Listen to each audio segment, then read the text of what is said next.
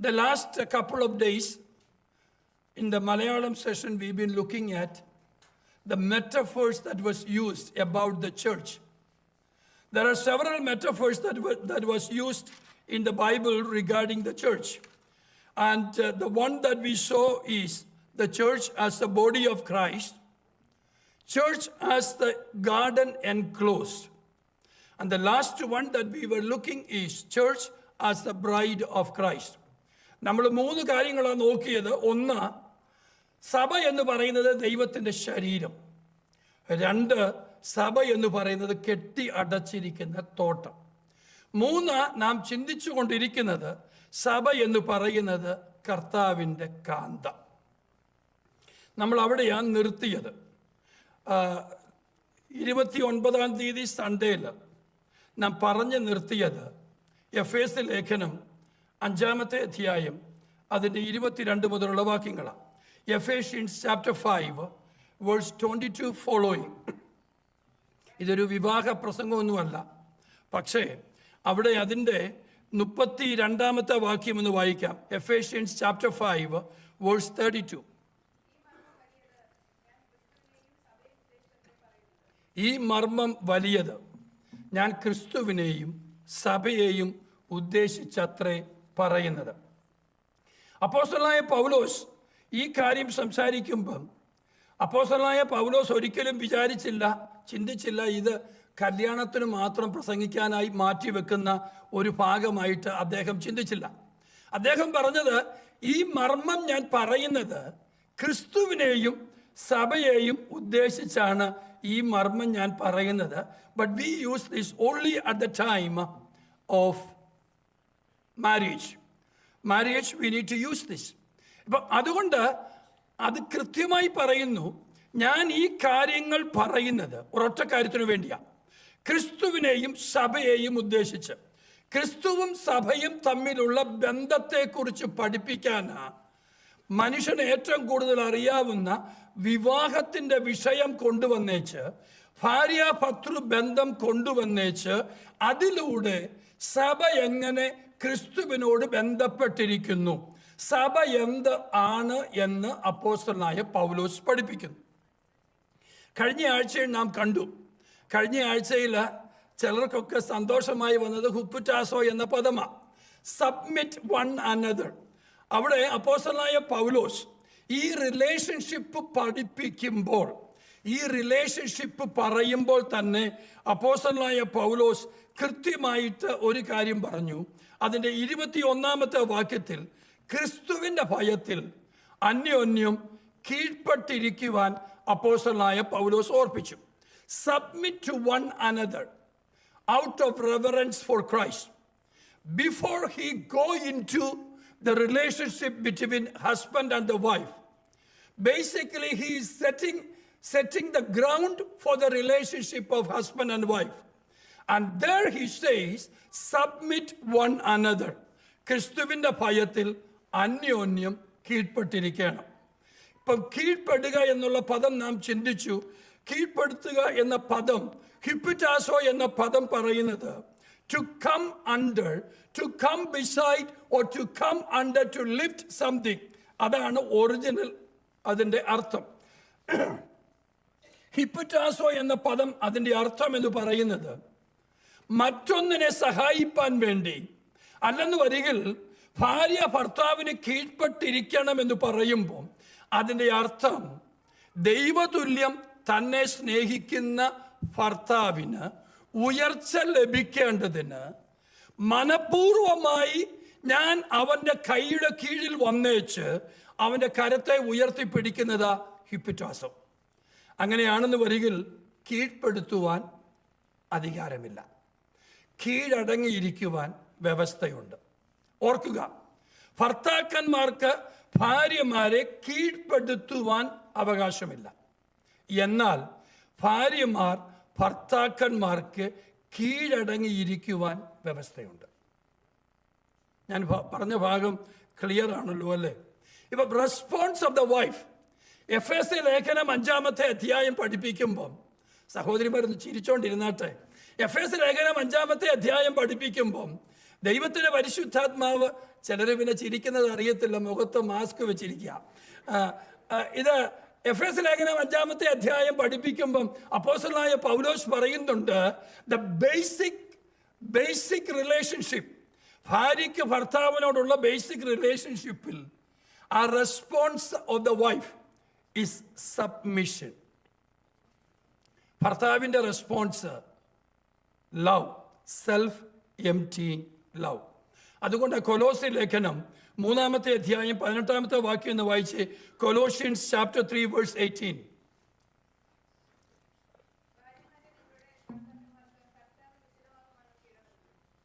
ഭാര്യമാരെ, നിങ്ങളുടെ ഭർത്താക്കന്മാർക്ക്, wives submit to your husband as fitting in the Lord. ഭർത്താക്കന്മാർക്ക് കീഴടങ്ങിയിരിക്കാൻ അല്ല പറഞ്ഞത്. അവിടെ പറഞ്ഞത് കർത്താവിന് ഉചിതമാകും വണ്ണം കീഴടങ്ങിയിരിക്കണം എന്നാണ് അവിടെ പറഞ്ഞത്. As fitting to the lord. ഇപ്പം ഇത് സംഭവിക്കാത്തടത്ത് സ്വർഗമായി തീരേണ്ട കുടുംബങ്ങൾ നരകങ്ങളായി സംഭവിക്കും, നരകമായി മാറും. ഞാനൊരു കഥ കേട്ടിട്ടുണ്ട്. I know most of the youth are sitting here. I don't know whether to switch it back to English. Okay. I heard a story. ഞാൻ ഇപ്രകാരം ഒരു കഥ കേട്ടത്. One person, he was crossing the street. And it was a busy street. As he was crossing the street, immediately he got a sound, stop. So he stopped and a vehicle in a high speed passed by. And he thought, my goodness, if I made one more step, I would have been hit by that vehicle. And then again he was taking a couple more steps. Immediately he heard a sound, stop. So the moment he heard the sound, he stopped and he looked and he saw a big rock falling down. So he was wondering what is happening. And he asked, who are you? And the sound came, I am your guardian angel. Immediately he asked the question, where were you before I said I do? പലപ്പോഴും അത് സംഭവിക്കുന്ന എപ്പോഴാണെന്നറിയാവോ? ഈ submission വേണ്ട രീതിയിൽ ദൈവഹിതപ്രകാരമല്ലാതെ submission നടക്കാതിരിക്കുമ്പോഴാണ് ഈ ചോദ്യങ്ങളൊക്കെ വരുന്നത്. എഫേസ്യ ലേഖനം 5-ാമത്തെ അധ്യായം അതിൻ്റെ 22 മുതൽ 24 വരെയുള്ള വാക്യങ്ങൾ.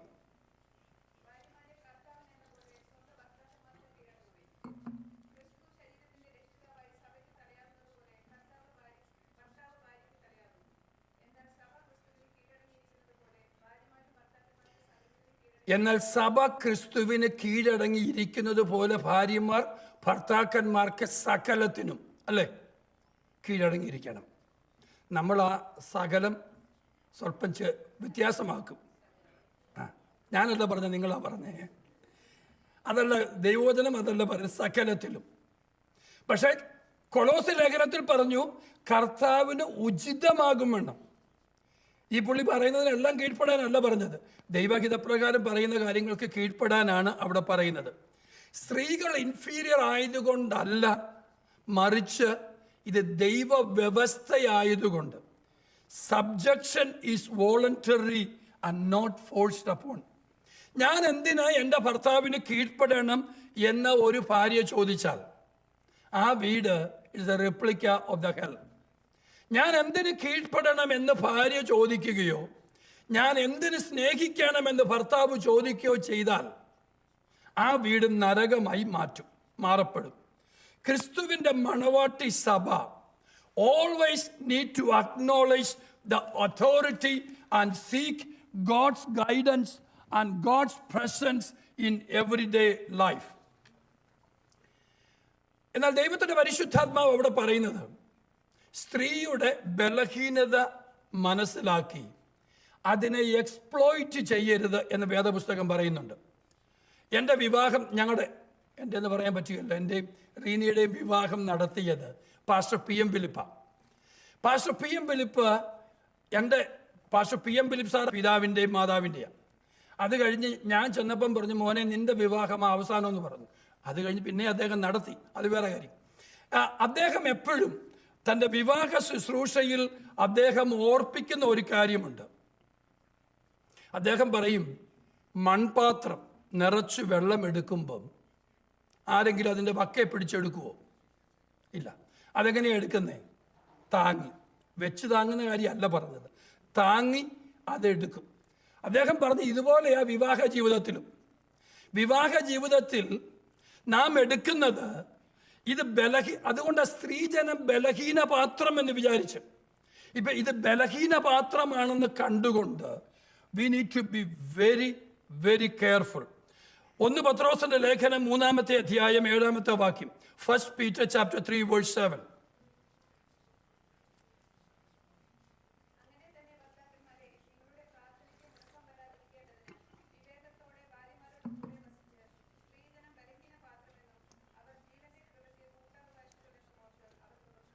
മതി. Husbands, in the same way, be considerate as you live with your wife, and treat them with respect as the weaker partner and as heirs with you of the gracious gift of life. Look at that passage. Apostle Peter is asking 2 things. Number 1, as we live with our wife, Apostle Peter says we need to be considerate. Considerate എന്ന് പറഞ്ഞാൽ എന്തുവാ? എന്തോ പരിഗണിക്കുക.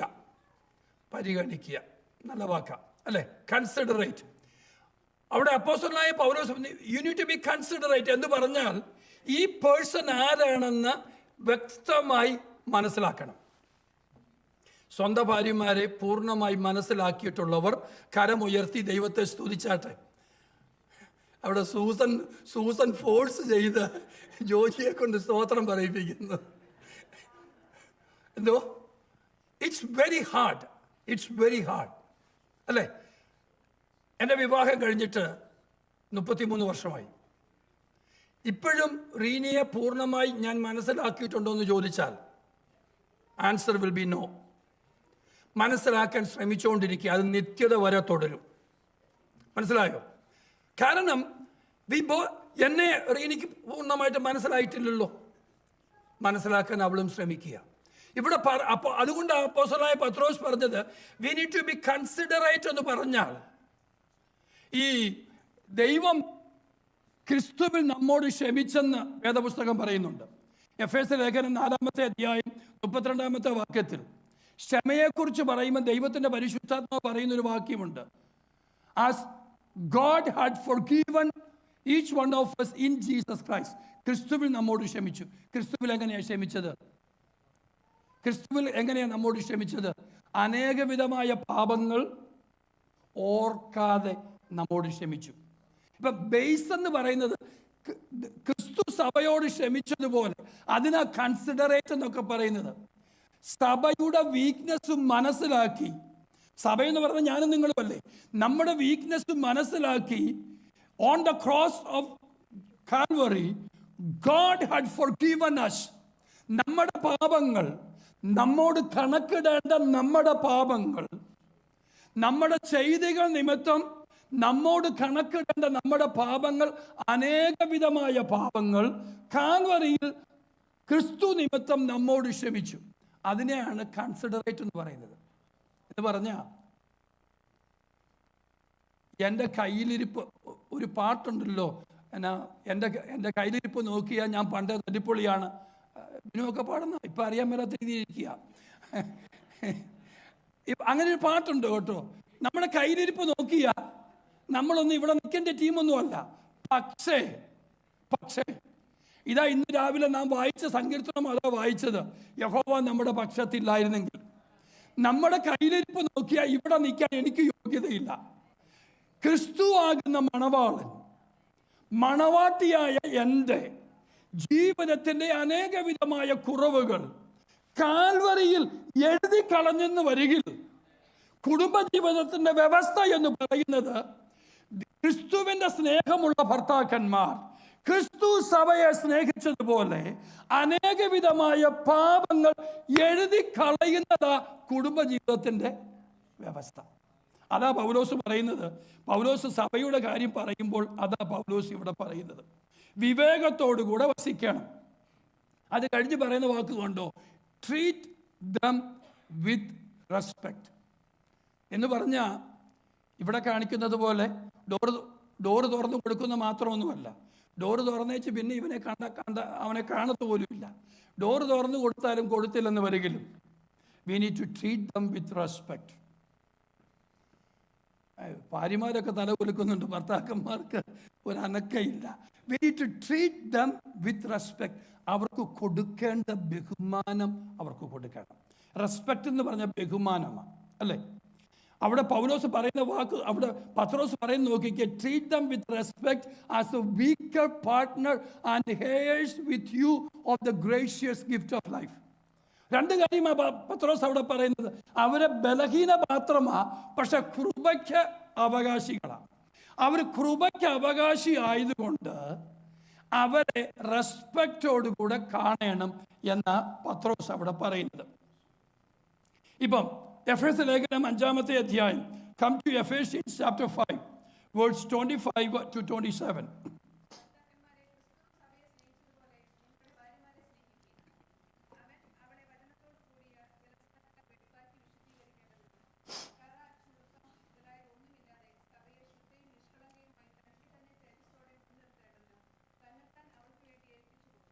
തന്നെത്താൻ അവൾക്ക് വേണ്ടി ഏൽപ്പിച്ചു കൊടുത്തു. എന്തിനാ ഏൽപ്പിച്ചു കൊടുത്തേ?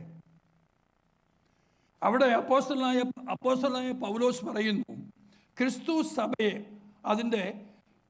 സഭയെ സ്നേഹിച്ചതുപോലെ നിങ്ങളുടെ ഭാര്യമാരെ സ്നേഹിപ്പിൻ. എന്നിട്ട് പറയുന്നു, അവൻ അവൾക്ക് വേണ്ടി ഏൽപ്പിച്ചു കൊടുത്തു. എന്തിനാ ഏൽപ്പിച്ചു കൊടുത്തേ? എന്തോ ആ ത്യാഗത്തിന്റെ ലക്ഷ്യം എന്തായിരുന്നു? To make her a holy, അല്ലേ?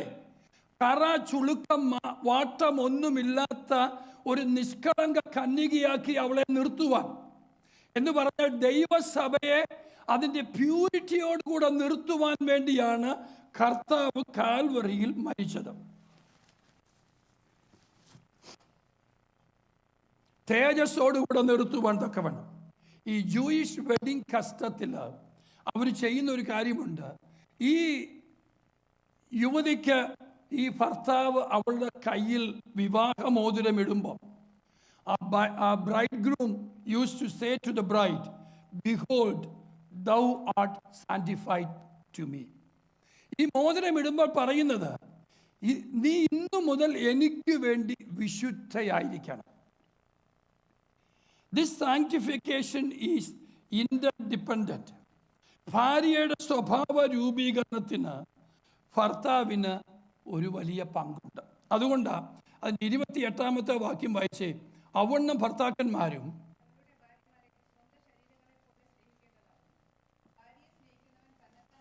ഭാര്യയെ സ്നേഹിക്കുന്നവൻ തന്നെത്താൻ സ്നേഹിക്കുന്നു. തന്നെത്താൻ സ്നേഹിക്കാത്ത ആരെങ്കിലും ഇവിടെ ഇരിപ്പുണ്ടോ? ഇല്ല. സ്വന്തം ശരീരം എപ്രകാരം സ്നേഹിക്കുന്നുവോ അതേ രീതിയിൽ ഭാര്യമാരെ സ്നേഹിക്കണം എന്ന് പറയുന്നു. ശരീരത്തെ പകയ്ക്കുന്നവൻ, ഈ മർക്കോസിന്റെ സുവിശേഷം 5-ാമത്തെ അധ്യായം 5-ാം വാക്യം ഒന്ന് വായിച്ചു നോക്കിക്കേ. Mark chapter 5 verse 5.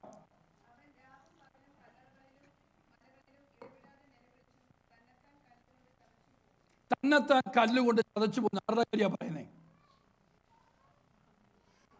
ഉറക്കപ്പറ. ഭൂതഗ്രസ്തൻ ചെയ്ത പ്രവൃത്തി എന്താ?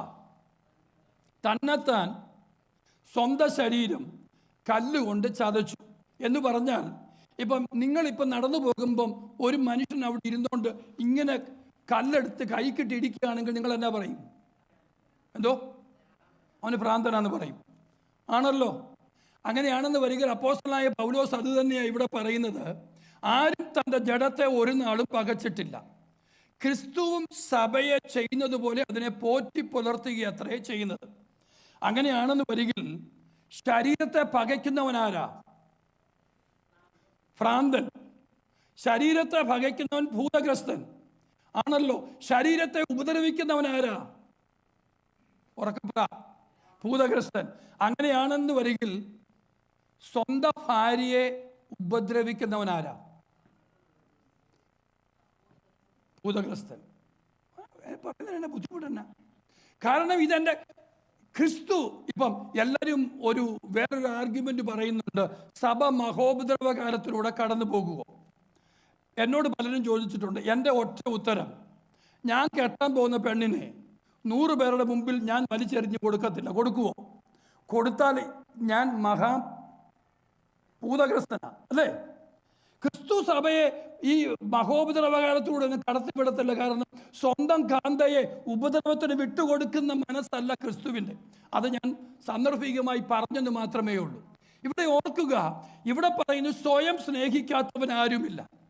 അങ്ങനെയാണെന്ന് വരികിൽ ക്രിസ്തു എന്ന തലയുടെ ശരീരമാണ് സഭ എന്നതുപോലെ തന്നെ പുരുഷന്റെ ശരീരമാണ് സ്ത്രീ എന്നാൽ, പുരുഷന്റെ ഭർത്താവിൻ്റെ ശരീരമാണ് ഭാര്യ എന്നാൽ, ഭാര്യയെ സ്നേഹിക്കാത്തവൻ, ഭാര്യയെ കരുതാത്തവൻ, ഭാര്യയ്ക്ക് നന്മ ചെയ്യാത്തവൻ, വേദപുസ്തകം അവനെ വിളിക്കുന്നു മർക്കോസിന്റെ 5:5 കാണുന്ന വ്യക്തി. ചങ്ങലക്കിടേണ്ട ആളുകളാണ്. അവിടെ കൊണ്ട് ഞാൻ നിർത്തുകയാണ്. ഇപ്പം നമ്മുടെ ശരീരത്തിൽ ഒരു മുറിവുണ്ടായാൽ നാം എന്നാ ചെയ്യും? ഇപ്പം നമ്മുടെ കയ്യിൽ ഇന്ന് രാവിലെ ഇങ്ങോട്ട് ഇറങ്ങാൻ നേരത്ത് എൻ്റെ കയ്യിലൊരു മുറിവുണ്ടായി, ആഴത്തിലൊരു മുറിവ്. ഞാൻ പറയൂ, എന്നാൽ ചർച്ച കഴിഞ്ഞ് വന്നേച്ച് പയ്യൊക്കെ നമുക്ക് ചെയ്യാമെന്ന് ഞാൻ പറയൂ? ഇല്ല. We will take care of it immediately, അല്ലേ? അങ്ങനെയാണെന്ന് വരികൾ കുടുംബജീവിതത്തിൽ ഭാര്യയ്ക്ക് ഹൃദയത്തിന് ഏൽക്കുന്ന ഒരു ചെറിയ മുറിവ്, അത് വെച്ച് കെട്ടിയില്ലെങ്കിൽ, അത് പഴുത്താൽ, അത് വ്രണമായാൽ പരിണിത ഫലം അനുഭവിക്കുന്നത്, എൻ്റെ കൈക്കൊരു മുറിവുണ്ടായാൽ അതിൻ്റെ പരിണിത ഫലം അനുഭവിക്കുന്നത് ശരീരം മുഴുവനാണ്. അതുകൊണ്ട് തന്നെ കുടുംബത്തിൽ ഒരു ചെറിയ മുറിവുണ്ടായാൽ അത് immediately we need to take care of it. അത് ഭാര്യ ഭർതൃബന്ധത്തിൽ. തിരിച്ചിവിടെ നോക്കുക, ക്രിസ്തു എന്ന ശരീരത്തിലും ഒരു ചെറിയ മുറിവുണ്ടായാൽ അത് immediately we need to take care of it. ശരീരത്തെ വേദനിപ്പിക്കുന്നവൻ സഹിക്കാം. എൻ്റെ ശരീരം ഇന്ന് മുറിഞ്ഞാൽ 10 ദിവസം കഴിഞ്ഞ് ഞാനത് വെച്ച് കെട്ടുകയില്ല. I will do it as early as possible. നമുക്കറിയാവുന്ന ഒരു ചരിത്രമാണ് കൊളറാഡോയിലുള്ള ഗ്രേറ്റ് ഓക്ക് ട്രീ. അതിൻ്റെ ചരിത്രം നമുക്കറിയാം. കൊളംബസ് എൽ സാൽവദോറിൽ നിന്ന് വന്നപ്പം നട്ട ഒരു ഓക്ക് ട്രീ ആണ്. അതിൻ്റെ ചരിത്രം പറയുന്നത്, it had been struck by lightning 14 times. It survived numerous hail, heavy snow, the storms and the bitter cold. ഈ ഗ്രേറ്റ് ഓക്ക് കൊളംബസ് എൽ സാൽവദോറിൽ നിന്ന് വന്നപ്പോൾ നട്ട ഒരു വലിയ വൃക്ഷമാണ്. ഇതിനെ കിങ് ഓഫ് ദ ട്രീസ് എന്നാണ് വിളിക്കുന്നത്. 14 പ്രാവശ്യം മേജർ ലൈറ്റ്നിങ് ഈ ട്രീയിൽ അടിച്ചു. ഈ ട്രീ വീണില്ല. ഒത്തിരി ഹെയില്, ഒത്തിരി സ്നോ, ഇതൊക്കെ സംഭവിച്ചു. പക്ഷേ ഈ ട്രീയെ താഴെ വീഴ്ച എന്താണെന്നറിയാവോ? ചില ചെറിയ പക്ഷികൾ, ചില മരം കൊത്തികൾ, ചില എന്തോ പറയുന്നത് വോംസ് ഇതിനെ പയ്യെ കൊത്താൻ തുടങ്ങി. ചെറിയ കൊത്തുകൾ. ആ കൊത്തുകൾക്ക് വലിയ ആഴമൊന്നുമില്ലായിരുന്നു. പക്ഷേ ഇതിനെ കൊത്തി ഇതിൻ്റെ ഫൈബർ കൊത്തി നശിപ്പിച്ചപ്പം ഒരു ചെറിയ കാറ്റ് വന്നപ്പം ഈ ട്രീ വീണു. ഞാൻ പറഞ്ഞത്, ചെറിയ കൊത്തുകൾ വരുമ്പം ഇത് ടേക്ക് കെയർ ചെയ്തില്ലെങ്കിൽ, കുടുംബജീവിതത്തോടുള്ള ബന്ധത്തിലും സഭയോടുള്ള ബന്ധത്തിലുമാണ് ഞാൻ സംസാരിക്കുന്നത്. കുടുംബജീവിതത്തിൽ ചെറിയ സംസാരങ്ങൾ ഉണ്ടാകുമ്പോൾ before you go to sleep, അതുകൊണ്ട് സങ്കീർത്തനക്കാരൻ പറയുന്നത്, കോപിച്ചാൽ പാപം ചെയ്യരുത്, അല്ലേ? കോപിച്ചാൽ കോപിക്കും, നമ്മളെല്ലാം കോപിക്കും. കോപിക്കാത്തവർ, ഞാനിവിടെ നിന്നുകൊണ്ട് കോപിക്കത്തില്ലെന്ന് പറഞ്ഞാൽ എന്നെപ്പോലെ അരിഷ്ടൻ വേറെ ആരുമില്ല. കോപിക്കും, അല്ലേ റീനി? കോപിക്കും എന്നുള്ളതൊക്കെ ശരിയാ. പക്ഷേ കോപിച്ചാൽ പാപം ചെയ്യരുത്. നമ്മൾ ഈ കുടുംബജീവിതത്തിൽ ചെറിയ അപസ്വരങ്ങൾ വരുമ്പം നമ്മൾ അന്ന് തന്നെ അതിനെ കറക്റ്റ് ചെയ്യണം. മറുവശം ദൈവസഭയിലും ഈ ചെറിയ അപസ്വരങ്ങൾ വരുമ്പോൾ ഇഫ് ഇറ്റ് നെഗ്ലക്ട്, അത് വ്രണമാകും, അത് പഴുക്കും, അത് വേദനയ്ക്ക് കാരണമായി തീരും. അതുകൊണ്ട് സഭ ക്രിസ്തുവിൻ്റെ ശരീരമാണ്. ശരീരത്തിൽ ചെറിയ പ്രയാസങ്ങൾ ഉണ്ടാകുമ്പോൾ ഇമ്മീഡിയറ്റായിട്ട് അത് പരിഹരിച്ച് വേണം മുന്നോട്ട് പോകാൻ. സ്ത്രീ പുരുഷൻ്റെ ശരീരമാണ്. വേദന ഉണ്ടാകുന്ന ഏതെങ്കിലും വരുമ്പോൾ അത് പരിഹരിച്ചു വേണം എന്ന് ദൈവത്തിൻ്റെ പരിശുദ്ധാത്മാവ് നമ്മെ ഓർപ്പിക്കുന്നു. നമുക്ക് ഇറ്റ് ഈസ് വെരി ഈസി. ഈ ഏറ്റവും പ്രയാസമുണ്ടാക്കുന്ന കാര്യം എന്താണെന്നറിയോ? ആത്മാർത്ഥമായി സ്നേഹിക്കുന്ന ഒരു വ്യക്തി സംസാരിക്കാതിരുന്നാൽ ഒന്ന് ചിന്തിച്ചു നോക്കിക്കേ. നമ്മുടെ സ്വന്തം ഭാര്യ ഓഫീസ് കഴിഞ്ഞ് വീട്ടിൽ വരുമ്പം മിണ്ടാതിരുന്നെന്ന് വിചാരിച്ചു, നമ്മളെന്താ വിചാരിക്കുന്നത്? നമ്മളെന്ത് ചെയ്യും? ആരെങ്കിലും അത് ഇഷ്ടപ്പെടുന്നവരുണ്ടോ? വീട്ടിൽ വരുമ്പം ഒന്നും മിണ്ടാതെ ഒരു കാപ്പി കൊണ്ടുവന്ന് ടേബിളെ വെച്ചേച്ച് ഈ പുള്ളിക്കാരത്തി അങ്ങ് പോയി. സന്ധ്യയായപ്പോൾ അത്താഴം കഴിക്കാൻ നേരത്ത് കുറേ പാത്രത്തിൽ സാധനം എടുത്ത് അങ്ങോട്ട് ഇട്ടേച്ച് ഈ പുള്ളിക്കാരത്തി പോയി. നമ്മളെന്ത് ചിന്തിക്കും? ഏതെങ്കിലും കുടുംബത്തിൽ അത് ശരിയായ പ്രവണതയാണോ? അല്ല. ഇന്ന് രാവിലെ ഞാൻ വേറൊരു കാര്യം ഓർപ്പിക്കട്ടെ. നമ്മളെവിടെ വന്നിരിക്കുന്നേ? ദൈവസന്നിധി. എന്നിട്ട് നമ്മളെങ്ങനെയാണ് ഇരിക്കുന്നേ? മിണ്ടാതിരിക്കുക അല്ലേ? നമ്മളിവിടെ വന്നേച്ച് മിണ്ടാതിരിക്കുക. കാര്യം കർത്താവിന് നമ്മളോട്, കർത്താവ് വരുന്നത് ജോലി വിട്ട് കഴിഞ്ഞ് വരുന്നത് എന്തിനാണെന്നറിയാമോ? അല്പം ആശ്വാസം, അല്പം നേരം സംസാരിച്ച് അല്പം ആശ്വാസത്തിന് വരുമ്പം നമ്മൾ കുത്തിവീർപ്പിച്ചല്ല ഇരിക്കുന്നത്. പക്ഷെ മിണ്ടാതിരിക്കുമ്പം ആ ഭർത്താവിനുള്ള വിഷമം ഭയങ്കരമാകട്ടോ. ഇന്ന് രാവിലെ ഓർക്കണം, കർത്താവ് 2-3 പേർ എൻ്റെ നാമത്തിൽ കൂടി വരുന്നിടത്ത് എൻ്റെ സാന്നിധ്യമുണ്ട്. നമ്മുടെ അരുമ മണവാളൻ ഇതിൻ്റെ നടുവിൽ ഇറങ്ങി വന്നിട്ടുണ്ട്. അരുമ മണവാളൻ ഇറങ്ങി വന്നുവെച്ച് നമ്മളെ നോക്കുമ്പോൾ നമ്മൾ ഏതാണ്ടൊക്കെ കണ്ടപോലെ നമ്മളിങ്ങനെ ഇരിക്കുക അല്ലേ? നമ്മൾ കർത്താവിനോട് സംസാരിക്കുന്നുണ്ടോ? അതാ പൗലോസ് പറഞ്ഞത്, ഞാൻ ഈ കാര്യമെല്ലാം പറയുന്നത് ക്രിസ്തുവും സഭയും തമ്മിലുള്ള ബന്ധത്തെക്കുറിച്ചാണ്. ഞാൻ ഇത്രയും കാര്യം പറഞ്ഞതും ക്രിസ്തുവും സഭയും തമ്മിലുള്ള ബന്ധത്തെക്കുറിച്ചാണ്. ഇന്ന് രാവിലെ ഓർക്കുക, ഒരിക്കലൊരു ദൈവദാസൻ പറഞ്ഞു, പലപ്പോഴും ചെറിയ നിസ്സാര കാര്യങ്ങൾക്കാണ് വീട്ടിൽ പ്രശ്നമുണ്ടാകുന്നത്. വീട്ടിൽ പ്രശ്നമുണ്ടാകുന്നത് എന്തിനാ? ഇന്നത്തെ ഉണ്ടാക്കി കൊണ്ടുവച്ച കറി ഇതിനകത്ത് ഉപ്പില്ല അല്ലേ? ഉപ്പില്ലെന്ന് പറഞ്ഞ് അതിനൊരു കംപ്ലൈൻറ്റ്. സ്വല്പം കരിഞ്ഞു പോയെന്ന് പറഞ്ഞ് അതിനൊരു കംപ്ലൈൻറ്റ്. ഈ കംപ്ലൈൻറ്റ് കൊണ്ടുണ്ടാകുന്ന എന്താ? ആഴത്തിൽ ഒരു വേദനയാണ് ഈ ഭാര്യയുടെ ജീവിതത്തിൽ ഉണ്ടാകുന്നത്. ഏതായാലും ഉപ്പില്ല, എന്നാൽ പിന്നെ സ്വല്പം ഉപ്പിട്ട് കഴിച്ചാൽ പോരെ. പക്ഷെ അത് നമ്മൾ ചിന്തിക്കാറില്ല. ഇത് തന്നെയാണ് ദൈവസഭയിലുമുള്ളത്. ദൈവസഭയിൽ ചെറിയ ന്യൂനതകൾ സംഭവിക്കുമ്പോൾ, ചെറിയ ന്യൂനതകൾ വരുമ്പം, കർത്താവേ ഈ ന്യൂനതകളൊന്നും സാരമില്ല, ഇത് ദൈവത്തിൻ്റെ സഭയാണ്, ഞാൻ ദൈവത്തെ ആരാധിക്കാനാണ് വന്നത് എന്ന് നാം ഓർത്താൽ നമുക്ക് മുൻപോട്ട് പോകുവാൻ സാധിക്കും. എഫേസ്യ ലേഖനം 5-ാമത്തെ അധ്യായം 31-ാമത്തെ വാക്യം, I know the time is almost up. 31 പറയുന്നു, അത് നിമിത്തം ഒരു മനുഷ്യൻ അപ്പനെയും അമ്മയെയും വിട്ട് ഭാര്യയോട് പറ്റിച്ചേരും, ഇരുവരും ഒരു ദേഹമായി തീരും. The most profound and fundamental statement concerning God's plan for marriage.